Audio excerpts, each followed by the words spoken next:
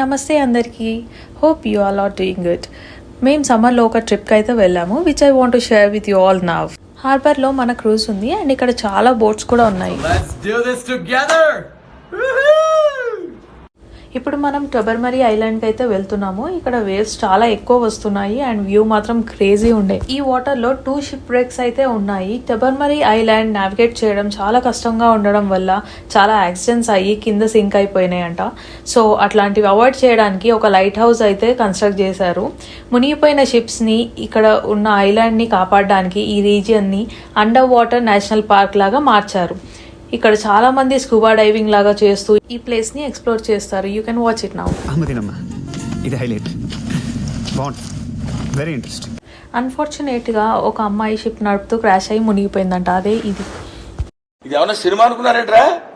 After 45 to 50 minutes of cruise journey, we are here at this Tobermory Island. దీన్నే flower pot island అని కూడా అంటారంట. That is a major tourist attraction of Tobermory. ఇది చూడడానికి మాత్రం చాలా మంది వస్తారు. అండ్ ట్రెక్కింగ్ చేయడానికి ఇక్కడ 3 ways ఉంటాయంట: hard, moderate and easy levels. చూసేయండి ఫ్లవర్ పాట్ ఐలాండ్ ని.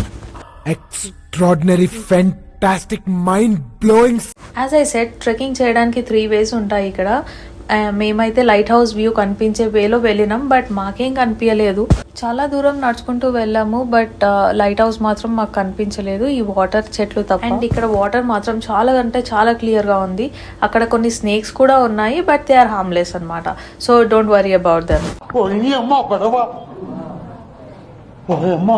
లైట్ హౌస్ కి వెళ్లే రూట్ లో మాత్రం ఒక కేవ్ అయితే ఫామ్ అయిందంట. పైన స్టోన్ అంతా హార్డ్ స్టోన్ అండ్ మధ్యలో మొత్తం లైమ్ స్టోన్ అంట, విచ్ ఇస్ సాఫ్ట్ సెడిమెంటరీ అంటారు.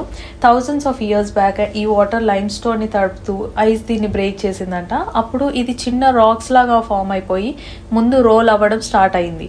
సో కొన్ని ఇయర్స్ వరకు ఇలానే జరిగి ఐలాండ్ చుట్టూ ఒక లేయర్ వరకు ఫామ్ అయిందంట. అక్కడ నుంచి నెక్స్ట్ డే బ్లూ మౌంటైన్స్ కి అయితే వెళ్ళిపోయినాము.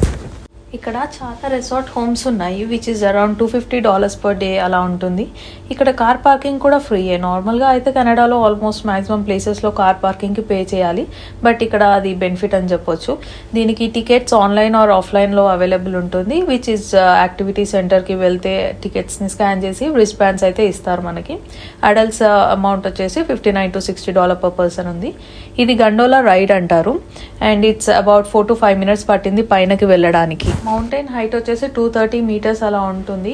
వ్యూ మాత్రం క్రేజీ ఉండే పైన నుంచి. మేము సమ్మర్లో వచ్చాం కాబట్టి టెంపరేచర్ నార్మల్ ఉంది, బట్ ఇక్కడ వింటర్లో అయితే స్కీయింగ్ చేస్తారు, విచ్ ఇస్ వెరీ ఫేమస్. ఇక్కడ పైన చాలా వ్యూ పాయింట్స్ అయితే ఉన్నాయి, బట్ ఈ ఎండలో అంత నడవలేక కిందికి వచ్చేసాం మేము.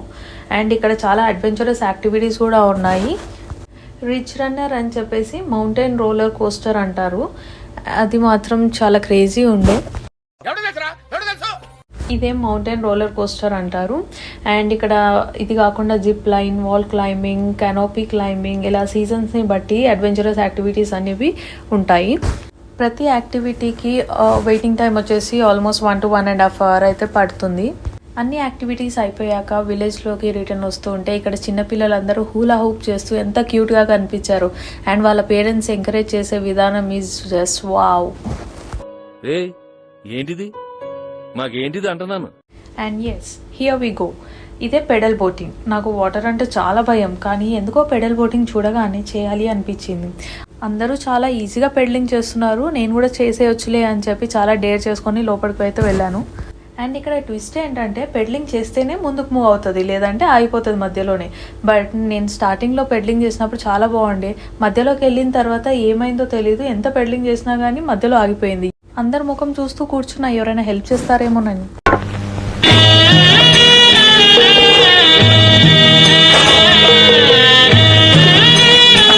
And this is all about my Tobermory Island and Blue Mountains trip. Please do like, share and subscribe to my channel. నా పోస్ట్ కి మినిమం 1000 likes ఉండాలి, మాక్సిమం 100 shares ఉండాలి. కొంచెం ప్లీజ్ అది మెయింటైన్ చేయండి.